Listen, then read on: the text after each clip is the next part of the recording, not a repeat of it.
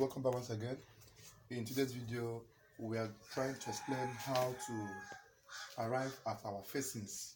Now, this video will show us the different types of facing and possibly the other components that you might be needing. Now, first and foremost, this is an outfit I have already cut. Now, this kind of clothes, like if as you can see, I did an embroidering on it. Now, this kind of clothes won't need a facing anymore because you have already used embroidering to give the design on it. Because the need of facing serves for two purposes. One, for sealing of the next line circumference and for your placket opening. But with this embroidering now, I have successfully used embroidering to seal the neck circumference and also the slit opening. So you won't be needing facing for any work you are going to do embroidered on. You just have to cut the front bodies, send it to someone that does the embroidering for him to do it for you. Now, if you look properly, you don't need facing on this anymore. It's just the sharaba they will use to seal the neck and also seal the slit for you. So this kind of outfit now will need the facing. Now the second one I will show you the second type of clothes that you might need facing on. Now if you look properly, now this kind of outfit I've already cut the same bodies. Now this is another type of facing. Now this type of facing is a fanciful facing. Now I want to add color to this. That's why I'm using black to do the facing. Now whenever you are making the facing, you must make sure that this facing covers at least 6 inches. Now when you look at this properly, you are seeing that it covers 6 inches. I'm having 6.8 here. Now the reason for this 6 inches so that you'll be able to use this facing to make your slits on the front part of the clothes. Now when you make your slit at the front part of the clothes, you are now having a slit. Now this kind of facing, and the easiest way you can cut it is by you folding the black material. You also fold the front. That's assuming that this material is full. How it was cut, you fold the black.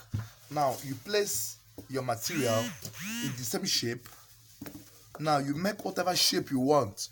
Now you must cut at exact of the neckline circumference, the folded edge with the folded edge. Now you cut at the shoulder point. Now this shoulder area should be at least 3 to 4 inches or 5 inches width. You should not get to the shoulder for this type of facing. It stops at the middle, the gap between the shoulder and the neckline, so that by the time you trim and put your sleeves, it will not get to the sleeve side of the clothes. Now this kind of facing, you now fold it this way. You now cut any shape you want. If you want to make it a V shape, you cut. A block shape, you cut.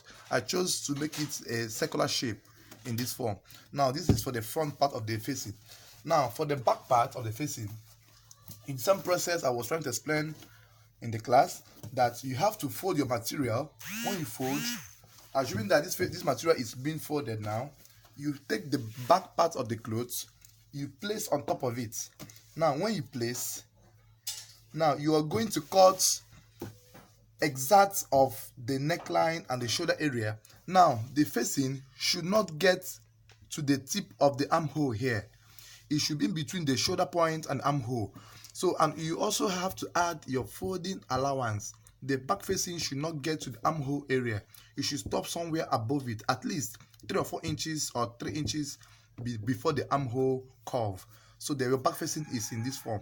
It should not get to this point. It should stop at least 3 inches or thereabouts before the curve. Now remember that you also fold.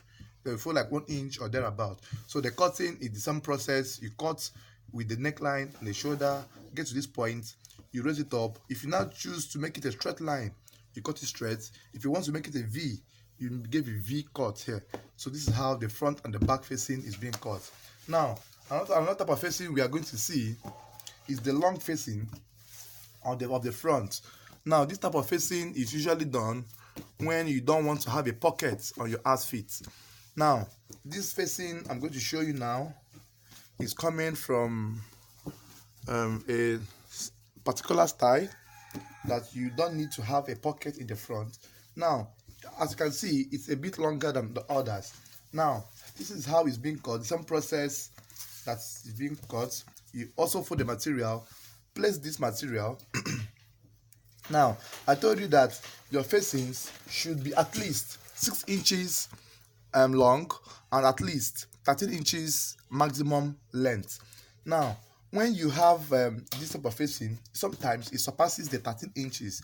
Now, the essence of this facing is that it's either you are going to make it a shoulder button, or later on you're going to trim, or your flap is going to be more than 13 inches. Now, when you cut this type of facing, you're going to do thread work on it, thread designs on it. Now, this type of facing is easy to cut, but the only thing that will distinguish your own from others is how you fold. Now, I want to fold it in this form that I will now use a thread design to run at the edges this way.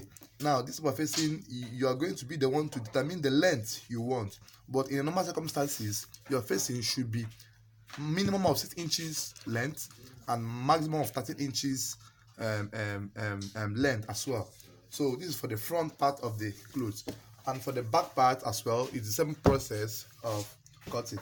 Now, if you notice, we have explained the length of our facings. For the front, minimum length of 6 inches or 7 inches, the maximum length of 13 inches.